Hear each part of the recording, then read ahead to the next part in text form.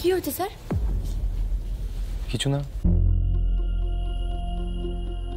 কি ভাবছেন?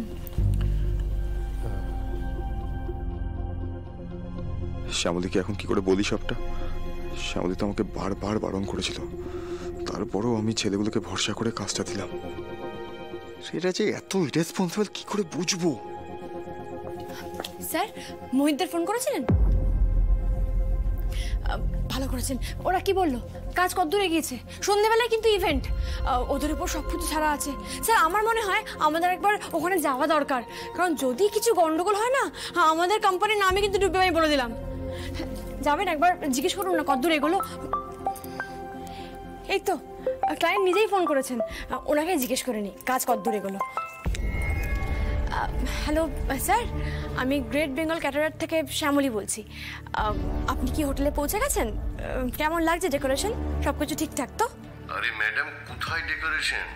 আজকে যে অনুষ্ঠান সেটা আপনাদের খেয়াল আছে তো? আমরা সবাই হোটেলে এসে গেছি। এদিকে আপনাদের কোনো লোকই নেই, কোনো প্রিপারেশন ডেকোরেশন কিচ্ছু নেই। সন্ধ্যাবেলার মধ্যে কি করে আপনারা সব করবেন? কি কি বলছেন আপনি? মানে আমাদের তরফ থেকে কেউ যায়নি? মানে কিচ্ছু হয়নি? স্যার, আপনি একদম চিন্তা করবেন না। হ্যাঁ, আমরা সব ব্যবস্থা করে ফেলছি, একদম চিন্তা করবেন না। স্যার, সর্বনাশ হয়ে গেছে, একটা বিরাট সমস্যা হয়ে গেছে। আমাদের তরফ থেকে কেউ ওখানে যায়নি, আর ক্লায়েন্ট হোটেলে পৌঁছে গেছে। এবার কি করবো? আমি না শ্যামলী একটু আগে থেকেই বুঝতে পারছিলাম, জানেন তো, এরকম কিছু একটা হতে চলেছে। আমার খুবই ভয় করছিলাম। মানে আমি আমি আমি না মোহিতদেরকে অনেকক্ষণ ধরে ফোনে পাচ্ছিলাম না। আমার তখনই মনে হচ্ছিল যারা বড় গন্ডগোল হতে চলেছে। বিরাট বড় গন্ডগোল স্যার, বিরাট বড় গন্ডগোল হয়ে গেছে। এখন আমরা কি করব? মানে ওদের কোথা থেকে নিয়ে আসবো এখানে? স্যার, এতগুলো টাকা নিয়ে চলে গেছে, কিন্তু আজকে ইভেন্টের সময় ওরা আসেনি, ওদের কোনো নামগন্ধও নেই। আপনি কেন আগে থেকে আমার কথা শোনেন না বলুন তো? কি করে বুঝবো বলুন তো শ্যামলী? আমি তোদের ওয়েবসাইট ব্রোশার সব ভালো করে চেক করেছি, আমরা যা যা কাজ করেছি, তারপরে কি করে বুঝবো? আরো ভালো করে চেক করা উচিত ছিল স্যার, আরো ভালো করে, আরো খতিয়ে চেক করা উচিত ছিল। আমার তখনই সন্দেহ হয়েছিল যখন জিএসটি নাম্বারটা মিলছিল না।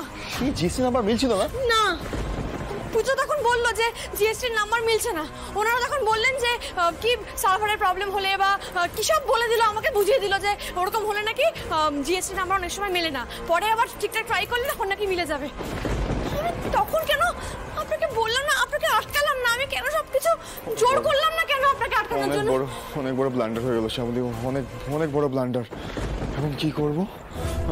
মানে টাকা তো সব দিয়ে দিয়েছি, সেগুলো ঠিক আছে, কিন্তু এখন যদি ইভেন্টটা ম্যানেজ করতে... আচ্ছা, ওদের ওই ওয়েবসাইটে নাম্বার আছে না? হ্যাঁ, আমি মানে যাদের সাথে ওরা কাজ করেছে তার নাম্বার আছে তো। আমি ও তখন বলেছিল নাম্বারগুলোতে ফোন করছি। হ্যাঁ,